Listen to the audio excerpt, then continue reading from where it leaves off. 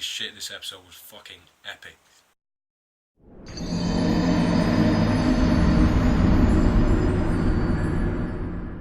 Hey guys, what's up and welcome back. In this video we're going to be discussing episode 8 of Game of Thrones season 5 titled HardHome. So we start off the episode in Meereen and we get to see Tyrion and Daenerys conversing.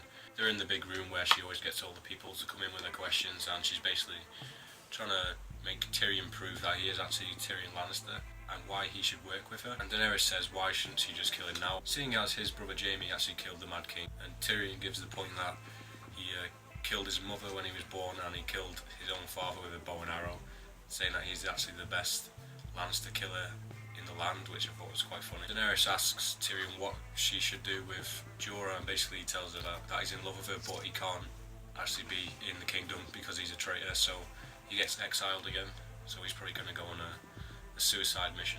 And we head back to King's Landing and we see Cersei, and she's in the cells again, and she looks a state. She's got all messy hair and she's in scruffy clothes, and she's obviously been starved for at least a day or so. And the faith militant woman is basically trying to make her confess, and she just won't do it. And every time she asks her to confess and she says no, she like pours more water on the floor and like keeps slapping her in the face, which is awesome to see because Cersei's never been pushed around this much before and she's got nothing she can do about it. So yeah, it's good to see Cersei in some pain for once. Then we head back over to Bravos and we see Arya, and she's speaking to Jaqen again. She's playing the game of faces and you can tell that she's actually getting better at it. And I couldn't really tell in this scene if it was all in her imagination or it was actually just actually happening at the same time, because it felt like she was just telling the story she was saying. It could have been a lie.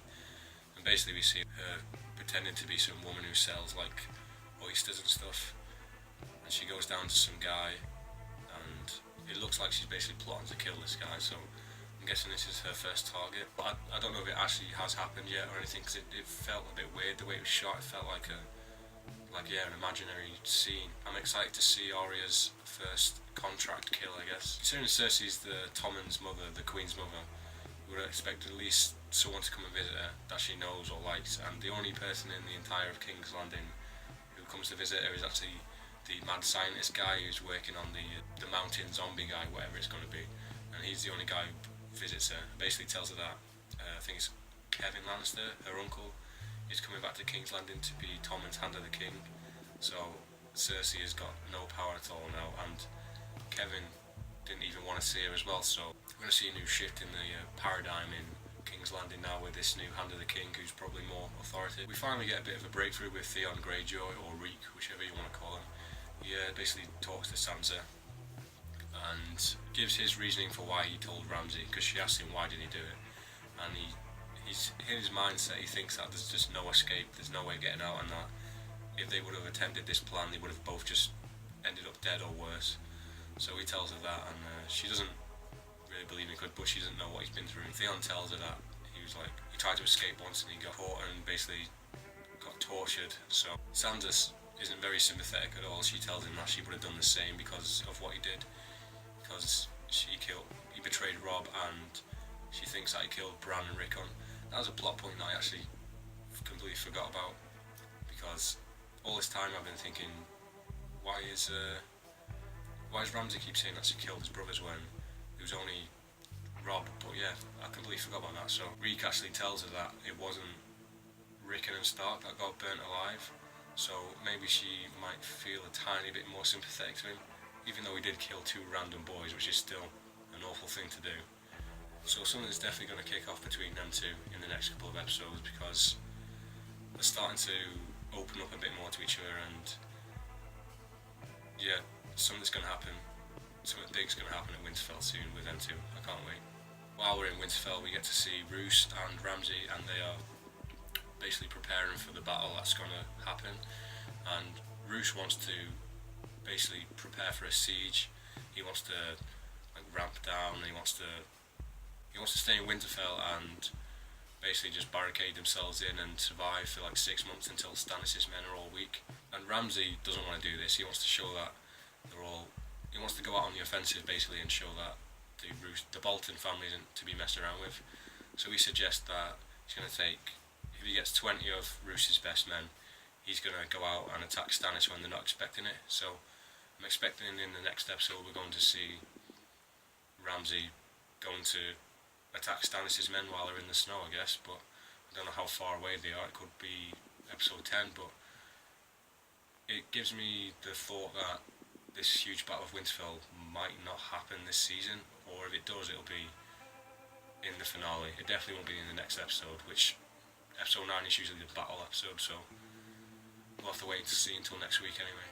Next up we have a scene with Daenerys and Tyrion, and they're both talking and they're both discussing about being handed the king, and they have like a chat about their families and realise they've actually have something in common. They've both grown up with a troubled family, I guess, considering Daenerys' family is the Mad King, a person who burnt a ton of people alive, and Tyrion's father is Tywin Lannister, who basically is a bastard. So they find some common ground, and it's looking like it's going to be a pretty good relationship between them two. But am I the only one who can sense some kind of sexual tension in this scene? It felt like they were both flirting with each other, which I can't see anything of that happening, but who knows? I can see Dario Naharis getting a bit jealous of Tyrion. So we see that Jorah has been exiled and he's left, but he's still on a mission to regain Daenerys' friendship. He goes to his old slave master and he says he wants to fight in the fighting pits again still, and he wants to fight for Daenerys as well, so he's obviously adamant that he wants to get back into her ranks. So I think it's like a big fighting tournament this time, so hopefully we get to see something as epic as the Mountain versus the Viper fight, so that should be awesome. We head over to Beyond the Wall for the first time this season, I think, and we see that Jon and Tormund and all the Wildlings and the Night's Watch are all sailing across the sea to a Wildling camp, because Jon wants to try and convince the Wildlings to fight with the Night's Watch, basically. We haven't seen Tormund do too much, but in this scene he finally steps up his game and shows us that he's an absolute badass. You come across one of the leaders, the guy with the bone mask. He's an absolute prick. He calls Tormund like a traitor, and they try and kill him right there and then, and Tormund just picks up this big hammer and smashes this guy into the ground about 10 times. It's like such a badass scene, and none of the other Wildlings do anything, they just watch. So Jon and Tormund and the Wildlings head into some like little hut thing, and they have a big discussion basically about what's going to happen, because Jon wants them to come back to the Night's Watch with them and defend the wall, because they know that the White Walkers are coming. And some of the Wildlings think that he's telling the truth, and basically that's their only option. But then there's this bald guy, one of the Fen, or the cannibal type of guys. He's having none of it. He's just super stuck. He's believing in his ancestors, that they're enemies from the day one, so they can't join together. So him and a bunch of Wildlings, I'd say at least half of them actually leave the room then, because they just won't follow Jon, even though they'll probably all die in winter. So the ones who actually decide to follow Jon all decide to sail back to Castle Black. And there's one funny scene in this episode. I didn't expect this at all. I can't remember the guy's name, but one of Jon's friends, one with the long black hair. There's a huge giant in this hut. He's about 7 foot, and this Night's Watch guy's about 5 foot. He looks tiny next to him. He's just staring at this giant, and then the giant says something, and the subtitles come up, and it's something you would at least expect from such a serious show where they're usually speaking very like posh accents, and this giant just comes out with, well, the subtitles say, "The fuck you looking at?" And like, I thought it was hilarious at the burst of laughing at that. I wasn't expecting that at all. Okay, this is where the episode turned from awesome to amazing. The last 20 minutes or so of this episode were just the huge action scene. As they're all preparing to sail away, all this like mist covers the land, and everyone starts panicking, and then they're all barricading themselves inside the Wildling camp, and then through the gap in the door you just see all these people basically just disappearing into the mist, and then all these kind of zombies, whites, appear out of nowhere, like hundreds of them, and they all just start attacking the camp, and they're trying to barricade the door and stop them coming in, and there's just people getting ripped to pieces, people getting their face chewed off by all these monsters. It's a huge change of pace from the rest of the episodes in this season. It's probably as action-packed as the Battle at the Night's Watch in episode 9 of season 4. At least 5 or 6 times throughout these final scenes of the episode I thought that it was going to end on a cliffhanger, and that we were going to have to wait till next episode, but it just kept going on and kept getting more epic. So Jon decides to come back, and he's fighting all these zombies with his sword. It's all, cinematography is amazing, it's all epic. And then we see on the hillside, we see 4 people on horses, like the 4th horseman of the apocalypse, and they're all White Walkers. Jon steps into this hut, this house, and we we get a face-off between Jon and this awesome-looking White Walker. He looks like Geralt from The Witcher, and they have this epic fight. He's got a big ice sword, so they're having an epic sword fight, and Jon gets knocked off a big platform. He gets winded. He must have fell about 10 foot, and you're thinking this could possibly be the end of Jon Snow. Jon backs out of the house, and as he's backing out, he sees a sword on the floor because he lost his. He picks it up, and they go out into the snow, and this is the best part of the episode in my opinion. They both clash swords, him and the White Walker, and they both have this moment of realisation that the White Walker realises that this sword can actually hurt him, and Jon realises that he can actually hurt the White Walker with just a normal sword. When we figure out it is actually Valyrian steel, it's not just a standard sword, but then they both like kind of stop what they're doing and realise what they've just seen, and Jon just shatters him with one blow of the sword, and it was just amazing. I loved that scene. So after this, Jon retreats with all the wildlings and Tormund and his friend from the Night's Watch.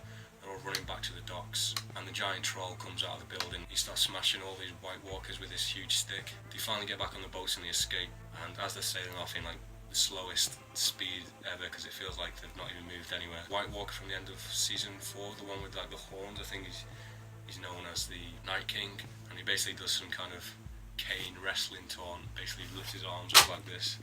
It's like a come at me bro.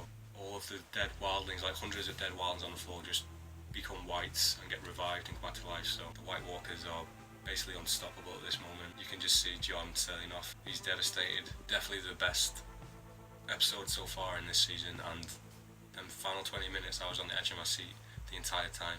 So that was episode 8, and usually episode 9 is the big battle one, but I'm not sure if it's going to be the same this season, but I'm hoping they could ramp up, because you can't really go from the end of that episode to a slow one again. But we'll soon see next week. So those were my thoughts on episode 8. What do you think of the episode? Let me know down below in the comment section. How would you compare this to the Night's Watch battle in season 4? Do you think this one was better, or do you think the one in season 4 was better? Anyways, those were my thoughts on episode 8. If you want to check out my older videos, then go and check out my channel, and subscribe if you want to stay tuned for next week's episode and the finales. Anyways, thanks for watching, and I guess I'll see you guys next time.